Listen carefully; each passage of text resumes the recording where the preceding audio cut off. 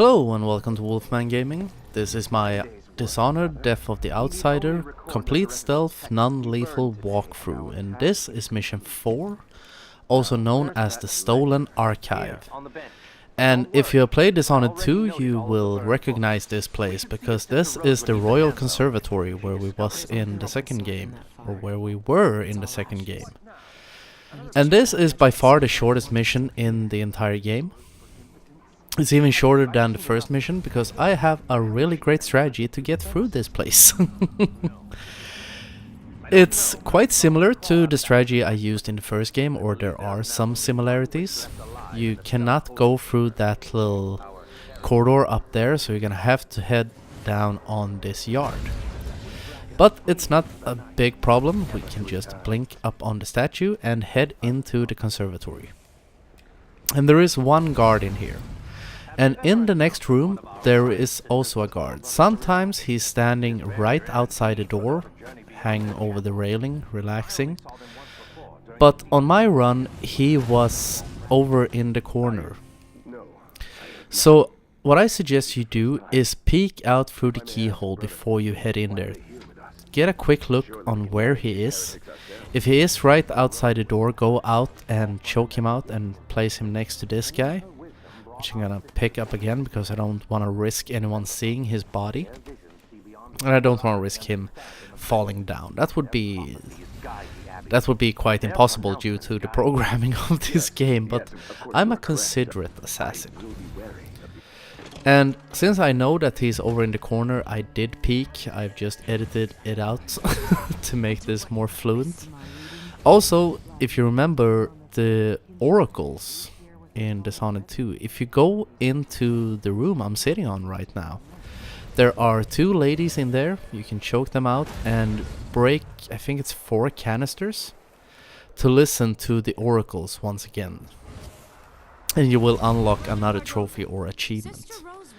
So if you feel you want to do that, just drop a quick save, go in there and reload it. And now I'm gonna show you how to get another trophy or achievement. I think it's called Face of the Abbey, because I'm gonna use semblance on this guy, because the high overseer woman wants to talk to him, so I'm gonna borrow his face for a little while. And this is by far the easiest and quickest way to do the first part of this mission, so I recommend you follow this.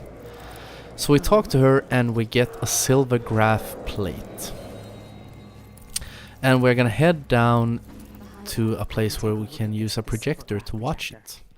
Be very quick, because your mana bar will probably be quite low when you get back in here.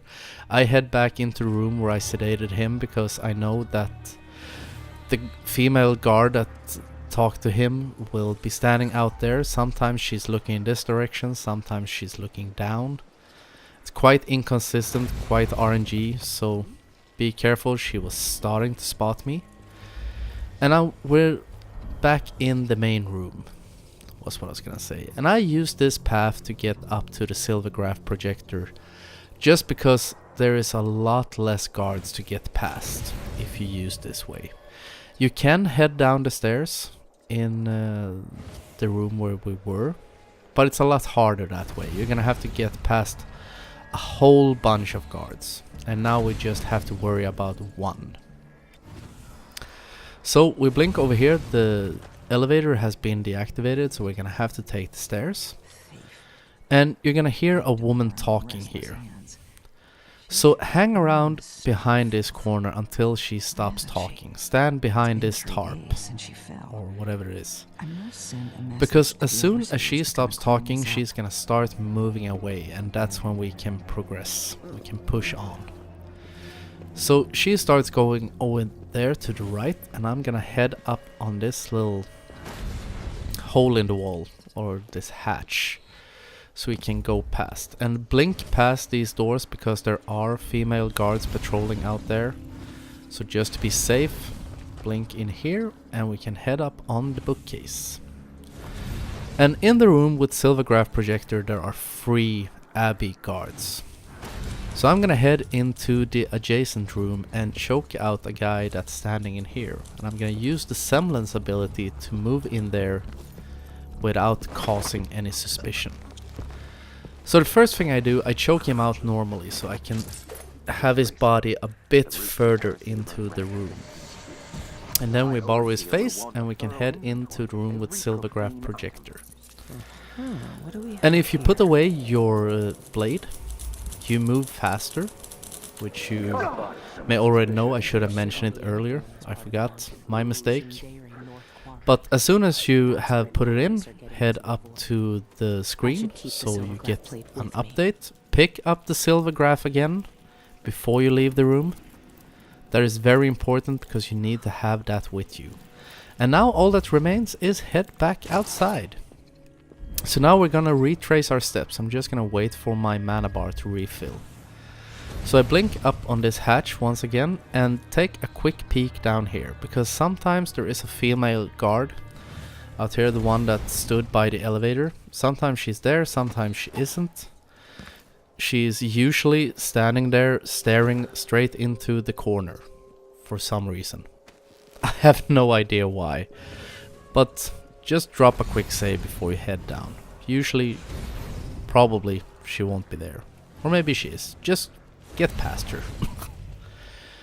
So now I'm taking a quick peek on that guy. He's still standing over there by the painting, admiring the flowers or whatever. So we're gonna blink over to this door, open it, close it again, and now we can head back out, and we are just gonna retrace our steps right now.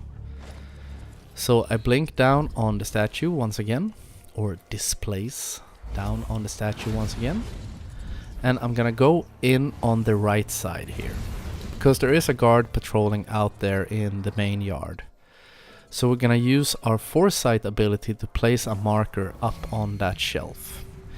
You can go up on the railing and try to place the marker yourself, but you run the risk of being spotted by the guards. So use the foresight instead.